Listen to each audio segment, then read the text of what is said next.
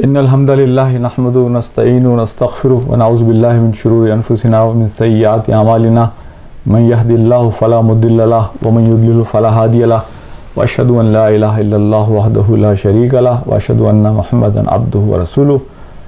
میرے انتہائی قابل احترام بھائیوں، بہنوں اور دوستوں اور ساتھیوں، آج سوشل میڈیا کے حوالے سے میں آپ سے تھوڑی سی گفتگو کرنا چاہتا ہوں، اس لیے کہ سوشل میڈیا اس وقت دنیا کی ایک سب سے بڑی طاقت بن چکا ہے، اور سوشل میڈیا کا بیانیہ ہمارے لیے طے کرتا ہے کہ ہمیں کس طرح سوچنا ہے، ہمیں کس طرح رہنا ہے، ہمیں کس طرح فیصلے کرنے ہیں، ہمیں کس طرح کھانا ہے، ہمیں کس طرح ساری چیزوں کو اپنی زندگی کی کرنا ہے۔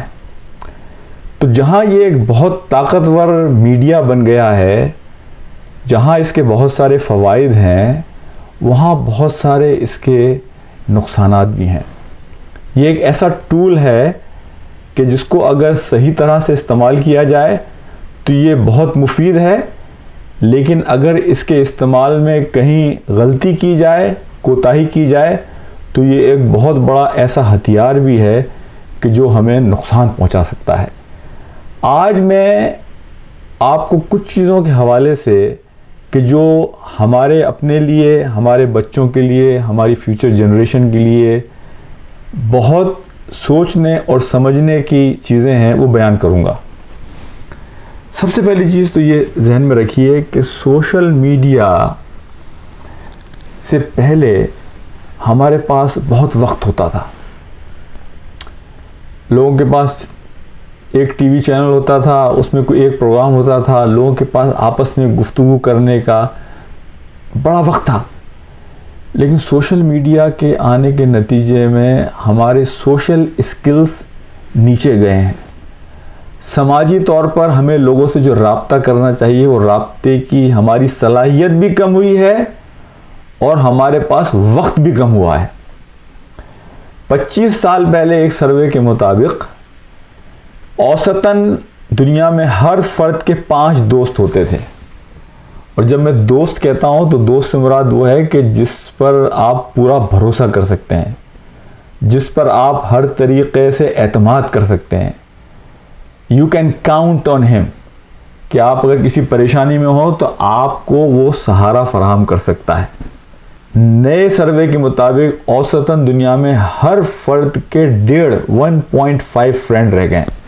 یعنی سوشل میڈیا کے آنے کے بعد فیس بک، ٹویٹر، ای میل، انٹرنیٹ، ان تمام چیزوں کے بعد تو ہمارے رابطے بڑھنے چاہیے تھے، ہماری دوستوں کی تعداد بڑھنی چاہیے تھی۔ امریکہ جیسے ملک میں 35% لوگ ایسے ہیں جو یہ کہتے ہیں کہ ان کی زندگی میں کوئی ایک دوست بھی ایسا نہیں ہے جس کے بارے میں وہ بھروسے سے یہ بات کہہ سکتے ہیں کہ وہ اس پر اعتماد اور بھروسہ کر سکتے ہیں، مشکل میں اس کے گھر کے دروازے کو کھٹکھٹا سکتے ہیں۔ میرے بھائیوں، یہ سوشل اسکل ختم ہونے کے نتیجے میں خاص طور پر ہمارے نوجوان بچوں کے اندر بہت تشویش کی حد تک صورتحال پیدا ہو گئی ہے۔ ہم چیزوں کا فوری نتیجہ چاہتے ہیں، کوئک فکس۔ ہمارے اندر یہ صلاحیت ختم ہو گئی ہے کہ ہم بیٹھ کر کوئی سوک انگیجمنٹ کر سکیں، بیٹھ کر کوئی بات کر سکیں۔ اگر کوئی ہمارے درمیان کوئی تنازعہ ہو جائے تو ہم بیٹھ کر گفتگو کے ذریعے ایک مہذب انداز میں مسئلے کو حل کر سکیں۔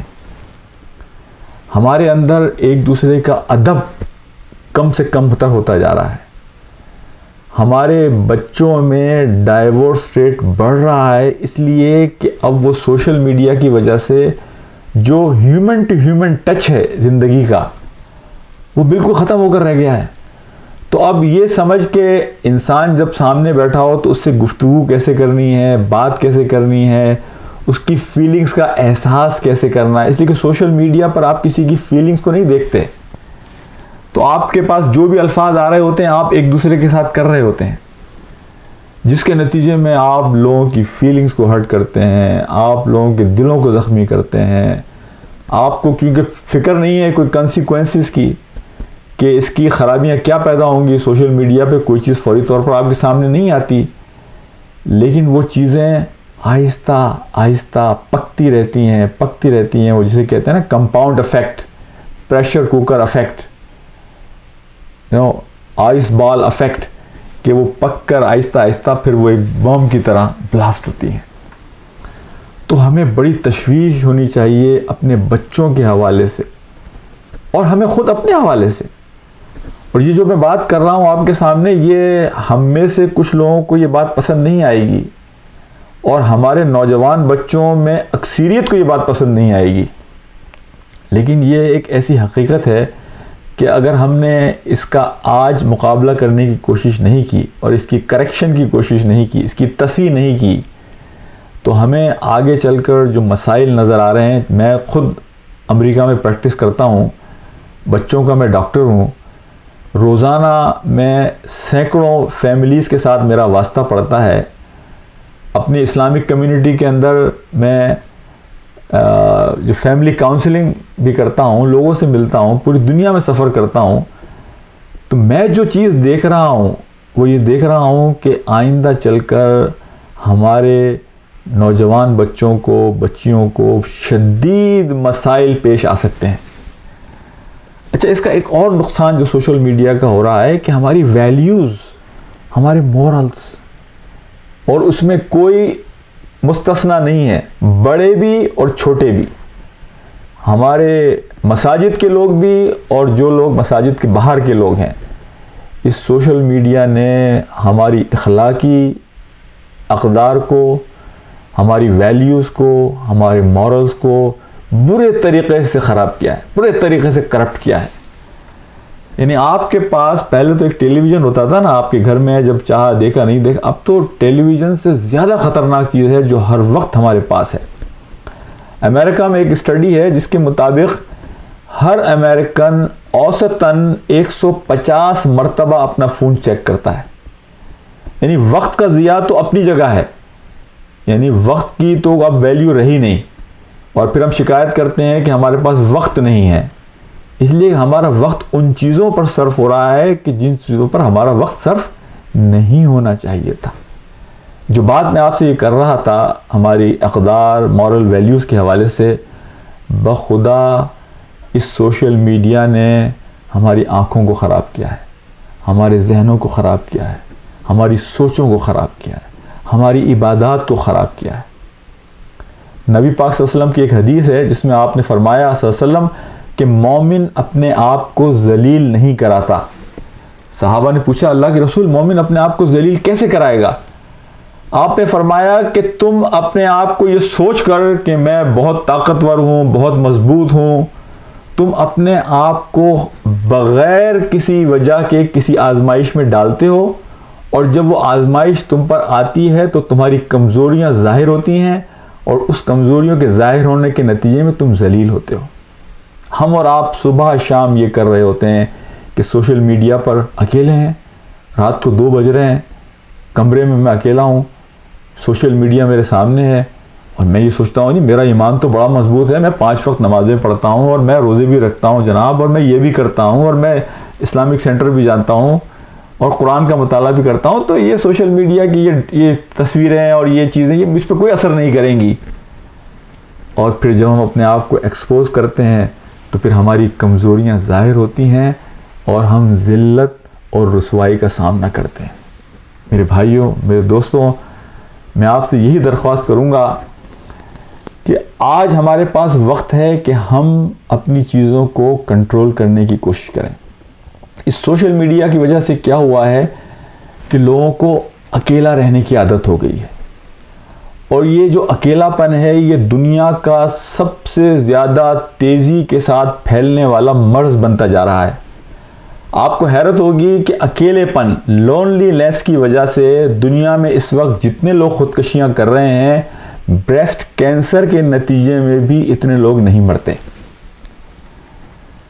تو میں آپ سے درخواست کروں گا, چند چیزیں کہوں گا کہ چند چیزوں کو اپنے گھر میں ریگارڈلیس کہ آپ کا گھر کوئی بہت بڑا اسلامی گھر ہے, آپ بہت پریکٹسنگ لوگ ہیں, یا آپ کا گھر ایک میڈیوکر گھر ہے, ریگارڈلیس اکراس دا بورڈ تمام لوگوں کے لیے اپنے گھر سمیت میں یہ بات کہتا ہوں کہ ہمیں کچھ اصول اختیار کرنے ہوں گے.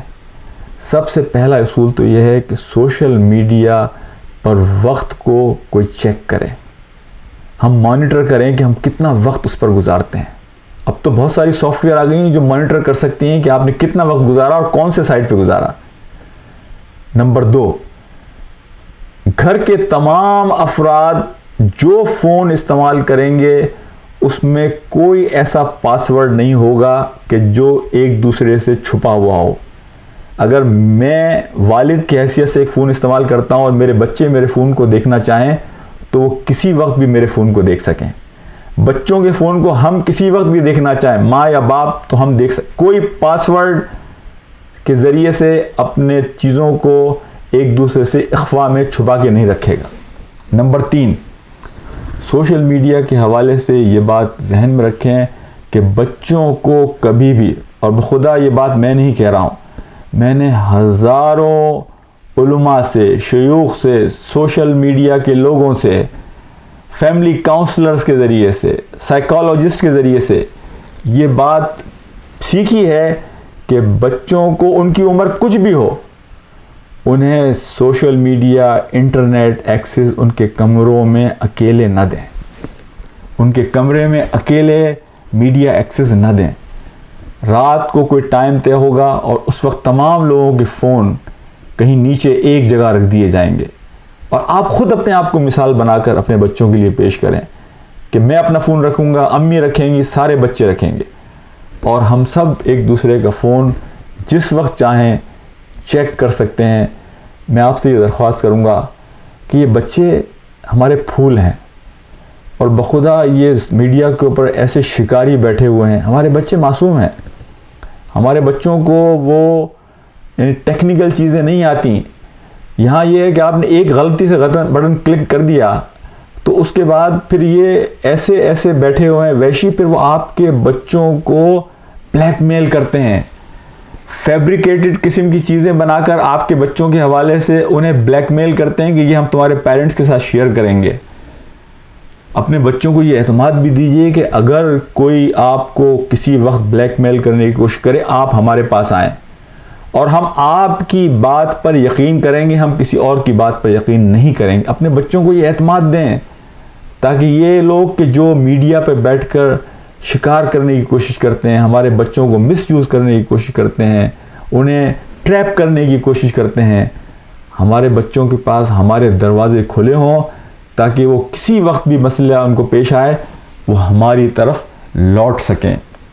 اور میرے بھائیوں، اس ساری چیز کو ہاں کچھ اصول بنا کر پیار محبت کے ساتھ، لیکن کچھ اصول طے کر کے، اور اصول کچھ ایسے ہوں گے جو گھر میں ہو سکتا ہے کچھ لوگوں کو ناگوار گزریں، لیکن یہ ایسا ہی ہے کہ ایک بچہ گرم پانی میں جا کے ہاتھ ڈالنا چاہتا ہے اس لیے کہ اس کو پتہ نہیں کہ گرم پانی کے اثرات کیا ہیں، لیکن آپ اور میں اگر سمجھتے ہیں تو ہم اس بچے کا ہاتھ زبردستی پکڑ کر اسے پیچھے کھینچنے کی کوشش کریں گے، چاہے وہ کتنا ہی تل ملائے.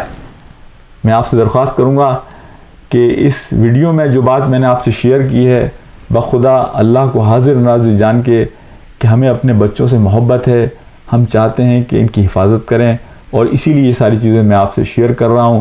اللہ تعالی ہمارا حامی و ناصر ہو. السلام علیکم ورحمۃ اللہ وبرکاتہ.